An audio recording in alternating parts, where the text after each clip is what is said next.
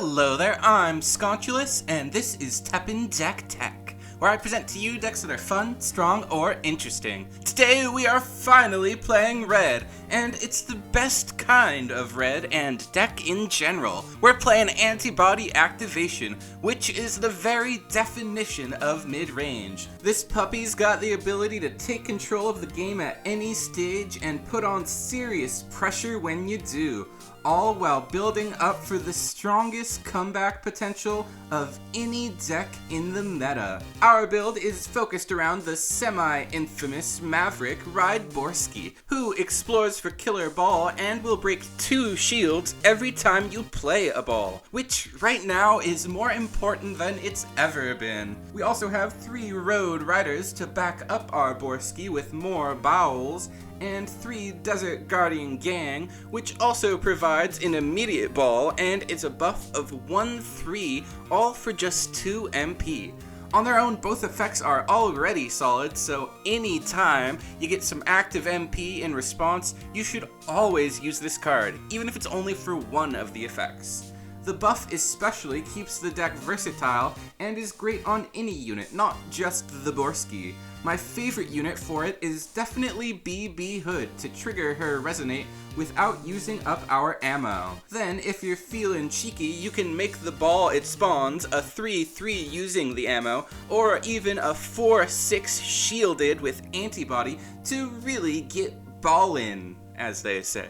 But of course, the most busted unit to buff is thaaaaat. This dude already ends games, so making him into 6/11 with shield and just having the threat of ending the game that much faster is amazing. If you follow that up with ammo, then your opponent will need answers then and now. With that as our linear game plan, we still have a couple more explorers. Hiryu is a bit of a Swiss Army knife when it comes to getting us out of bad situations. Option C, being 3 damage for 1 MP, is about as good as it gets, and Flight will let him or anything else pretend they have anti-air, or go for that final unblockable hit for game. We also have 3 Skaters Clash, which is simple and essential. It explores the heart of our deck and breaks shields or kills things. There is no possible reason not to run 3 of this card. And our final explore and payoff for all of them is Rashid. Cue the music! Rashid bodies everybody. Just be sure that under no circumstances do you ever play him before 3 explorers, because 5 unreactable damage is the entire reason this deck can beat green players. You can even bring that ping up to 7 if you have him block with Antibody, and then 11 if his attack gets in. This alone is so powerful that you absolutely need 3. Just being able to remove anything 3 times per match cannot be underestimated. And then Detonation lets you do it again. This is the literal strongest damage action ever, and on a card that already does this much, it's the mark of a new meta contender. Last of all, we have a bunch of Legendaries, which historically has been where Antibody gets its real power. Unfortunately, most of them are only good late game, so drawing one of them in your mulligan is the most likely reason to mulligan, so you're not bricked on something that won't come online for a minute or 2. The 2 big exceptions are the Dual Dragon Hado and Agents Alliance. If I draw Agents, I will always take that hand, because this card effectively reads, you will win the next few trades very convincingly.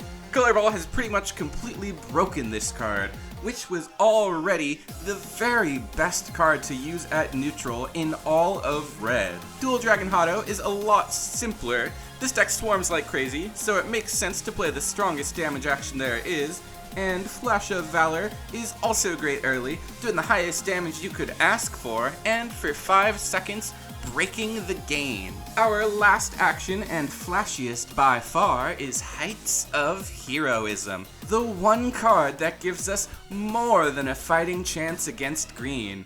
Paying 6 MP to kill a 6 MP growth unit, or a wire sponge, is all you could really ask for, so the fact that it also breaks every shield on the field means this card has never felt better. And finally, we have our game enders and comeback mechanics. First of all, fate-defying Ryu, you should all know this absolute boy. Finally back in his rightful home with Jill, I suppose, FDR embodies ending the game. You won't always get a super high action count with him, but just getting around 5 is enough, so you can punch through something by surprise for 4 direct. And of course we have the highly evolved FDR, Hado Challenger Ryu, the strongest comeback card in the game. Unlike our first Ryu, this one will always hit astronomical numbers. Getting 20 damage is not uncommon at all. Then, if you can just charge enough MP to play him below 10 life, you will win the game. Next, doing his best impression of Big Ryu is AMSF Shiba. His damage will not get as high as Hado Challenger ever, so you often have to use Antibody and then have him block to kill the one unit you really need him to. Still, his agility is just as good at ending the game with the advantage of being playable above 10 life. And if you hit his specialist effect, he is arguably much stronger than either of the two. And last of all, we have Guard Overdrive Ostrich, the Goo as I call him, who is a bit of an odd duck thing. His most obvious effect is just getting in 4 damage unblockable with Antibody, but that's hardly all he does. The Goo will block all 3 lanes at once, with 2 balls, make your own joke of that, and if either ball is removed, the Goo will... oh god, you get the idea, but the point is, Ostrich is nearly as good as Big Ryu and easier to use. Plus, he's a Maverick, which means I love him. Here's the deck QR for you, and with all that said, let's do this! Game 1, we are up against the breakout star of the new meta, Nero True Power. A deck that some people are saying is already unbeatable if you're playing red. Hopefully, in this match, we'll be able to prove them dead wrong. We'll start things off with Ride Borski right when we hit 6 MP, in case our opponent tries to go for the bonus effect on Hakan, and when they hit 10, they will go for Seal on our Borski, which will let them go for Hakan, followed by Chris Redfield, without the concern that we'll clear all the shields at once. Thankfully, we can still clear both shields off Hakan using our Killer Ball, and we'll go for Hear You after that, exploring option C. And with the shields off Hakan, we can go for Skater's Clash to get a little bit of damage in and explore another Killer Ball, which can clear the shield off of Chris. Our opponent will then go for Piers Neven, using their true power to level him up and sealing our Borski for the second time, which is a bit of a waste of that effect, but it's still a very threatening unit on the field. We'll get a bit more damage on Chris, and we will use Killer Ball to finally defeat the Hakan. Unfortunately, because we didn't kill Chris, our opponent can heal him and keep the damage pressure from him on. We'll try to use Skater's Clash to deal with that, but they have a second wall jump, which they will use. At the very least, we're chewing through those. We can finally go for Rashid in the top lane and have him block to defeat their Nevan, and we will go for another Killer Ball to clear the shield off of Chris Redfield for the 3rd time, and they have one last shield to block our Hado. Our opponent plays down the Silver Armor Author, and we will attempt to use Detonate on him. We are able to clear their Chris Redfield using the unrespondable Resonate from BB Hood, and our opponent will respond using Evasive Action to alleviate a bit of pressure from the top lane with Rashid. In response to that, though, we'll put pressure on the middle lane using Ammo on our BB Hood. Our opponent gets a Naked Knight Arthur, which they will attempt to protect using their Kiri, bringing him up to a 4-3, so we need at least a 4-3 blocker or something like that to deal with him. Our opponent will then attempt to use a GP gain action, and we will respond to that with Desert Guardian Gang, which will get some damage on their Naked Knight Arthur. They respond to that with AMSF, Anti-Machine Squad Force, to spawn another Arthur, but we're able to defeat both of them using BB Hood, and our first BB Hood gets in lethal, taking game 1. Game 2, we are up against the brand new Lock deck, which has all kinds of tricks, so should hopefully make for some real high skill back and forth. We'll start things off with Ride Borski to deny any potential bonus effect for Jerry if they go for her, but our opponent instead goes for AMSF Simone, getting her specialist effect, locking a lane, which will immediately generate a bunch of value. We'll go for Nice Throw to be sure that they get the place off of it, and we will respond with Dual Dragon Hado to defeat their AMS Simone on the trade, but they are able to use Forced Shutdown to refund themselves 2 MP from down the Simone. They get a Uesegi Kenshin from the deck, followed by a second one from hand, and we are able to use both of our killer balls to break the shields on them, and we'll go for another Skater's Clash and the third killer ball to defeat their first Uesegi Kenshin. The other one is still a problem and will generate more value onto their Andre Sticklin that they play down. We'll ascend our Sagat over our killer ball, and our opponent will go for release from control, which we are able to deny one lane on to buff up our Sagat. Clearly they were going for Ada Wong, and because we were able to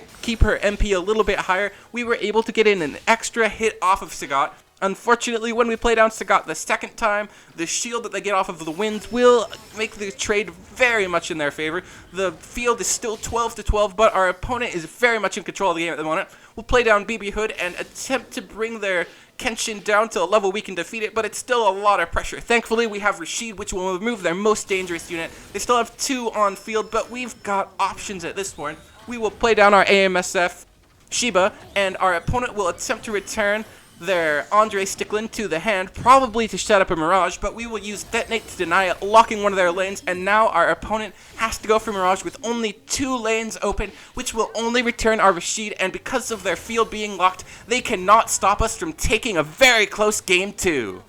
Game 3, we are up against the real boss of the new meta, Oichi Dancing Dead, because the queen in this game can never be without a tier 1 deck. Hopefully, we've got the skills and the tools to topple this tyrannical monarch.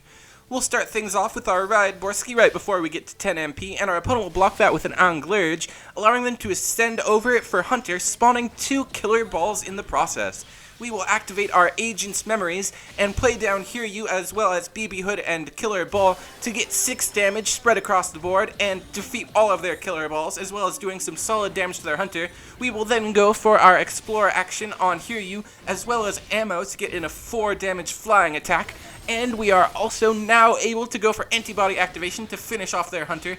And our opponent will go for AMSF Spencer, the Bionic Commando, to clear 4 units, refunding them 4 MP and allowing them to ascend Spencer to defeat our Hiryu. Our opponent will then use Dancing Dead on a Rashid that we used to defeat their Spencer and play down a Blowfish. We will play down another Ride Borski and a Killer Ball. Our opponent ascends another Hunter, but thankfully this time the Destroy goes to the Killer Ball. We will play down our AMSF Shiba in front of their Blowfish, destroying it and nothing else, but we're really just going for the Specialist effect because of how devastating it could be. Unfortunately, our opponent has the Corrosion in hand. They were hiding it, I guess, and they will explore that to defeat our Shiba, which will allow us to go for Desert Guardian Gang on our Ride Borski, getting some more value from his ping effect as well as another Killer Ball to block their Hunter.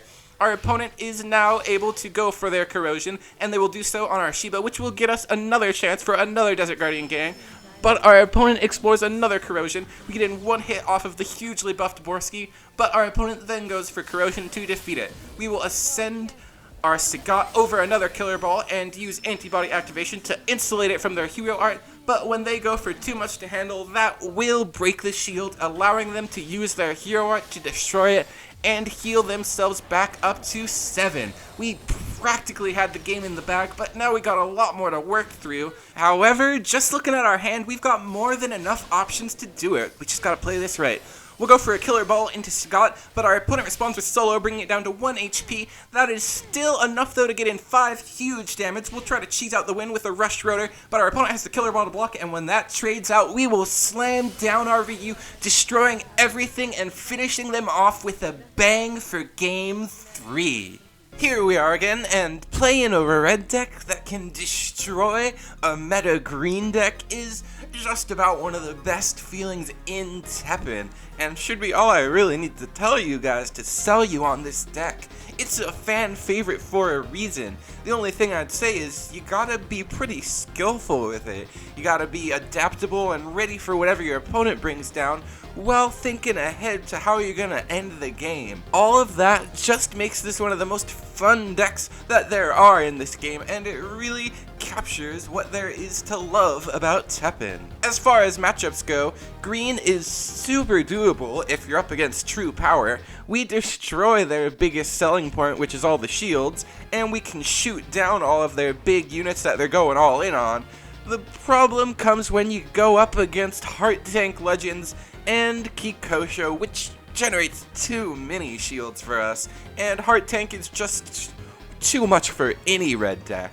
Purple, you just gotta break through their board about one time and it'll be hard for them to restabilize, but they have a lot of potential to put up more aggression than you can deal with that early. The red mirror is a little unpredictable, but just slamming down a Sagat and hitting him with Antibody is usually lights out for any red player. And against black, you will have to test all of your skills. You gotta be adaptable and you gotta be ready to play through all of their interruption. But this deck has more than enough options to do it. I've also got a budget version here for you, of course. This one's focused around all the humans, with the idea being to build towards our Takeda Shingen, who we can even explore from earlier using Anita and brought to light, to get us the massive payoff of Fu in Kazan. If you hit that on a ball or any other unit, it's probably gonna end the game.